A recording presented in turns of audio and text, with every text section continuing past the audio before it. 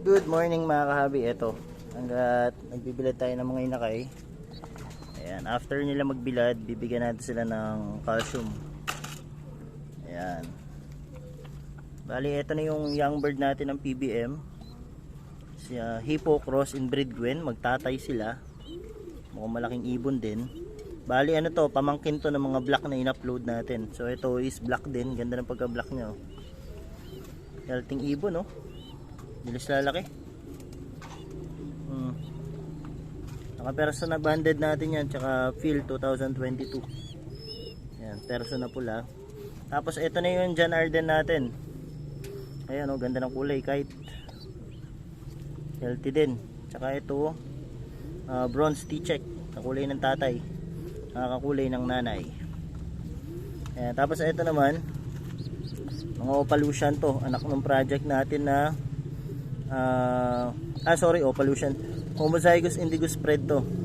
Anak to ng project natin na dilute homozygous indigo spread. And then ito, anak to ng Roger Florizone natin. So possibly ash red to. Ayan, possible na ash red yung kulay nito. Mga healthy. Bilad lang natin konti, tas bigyan natin supplements bago natin ibalik. Ayan. May second batch pa to mga kahabi. First batch pa lang to. Pagka ganyan inakay, kahit na hindi nyo na iyan yung lalamunan.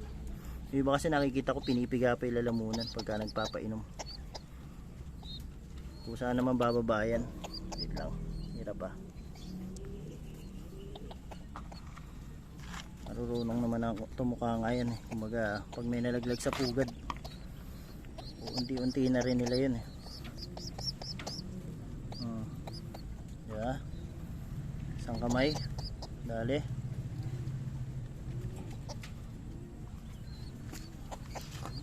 Yan, okay na yan. Para dito sa mga batan to. Pasok na natin. Ito, second batch ng young birds natin mga kahabi.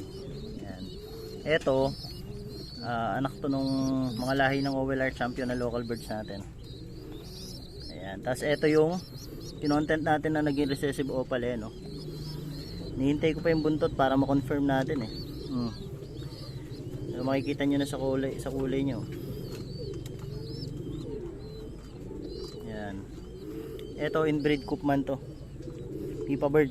Tapos ito Pipa bird din. Plateau cross PBM de Bruxelles. Yan. Ito Benito Goke cross Benito Goke Saldi Garcia cross Basra Maui. Tapos ito Judsi cross Japan. Ayan, bilad muna saglit. So ayan, medyo marami nga tayong young birds ngayon mga kahabi. Meron pa mga bagong pisa, kaya medyo ramdam na natin yung breeding season. Medyo malakas na sa patuka. Ayan, ganda to, healthy oh.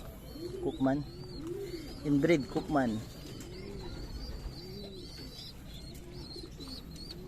Ito yung pinakabata na dito. Alas magkaedad sila nito eh. Ito mga velvet yata itong lumabas ngayon, no? Kaya may white flights. Galing sa side ng tatay. May puti kasi yung mga yun eh. Ayan, update natin mga kahabi. Yung mga ibang young birds natin na malalaki na, nandito na sila. Ayan o. Nabibilad na sila dyan. Kaya hindi ko na sinasama dito. Tapos may bago tayong young bird. Ito, napisa na yung itlog ni Lawarden. Dalawa yan. Ayan. Tapos syempre ito, pisa na rin itlog ng Arden tsaka ng Peter Van de Merwe natin na inbreed din. Ayan, tapos ito may itlog na naman sila. Ayan, may mga itlog. Ayan. At syempre yung hinihintay natin, pinakahinihintay natin yung itlog ni Maharlika.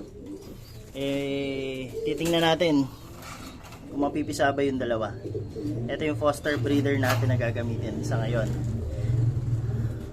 And then ito sila Maharlika, nag second lay na ng egg to yesterday. Ayan, si Gold Gimpel pa rin na nakasalang sa kanya. And good news, tumalab yung ating ginagamit. At ito, nag-first egg na siya kahapon. Yung ating gagamiting yaya. Ayan. Gagamitin natin siya yaya. Oh, ganda na. Ayan. So, yun lang muna yung update natin mga kabi sa mga young birds natin, tsaka sa mga hinihintay natin. Stay safe and God bless po.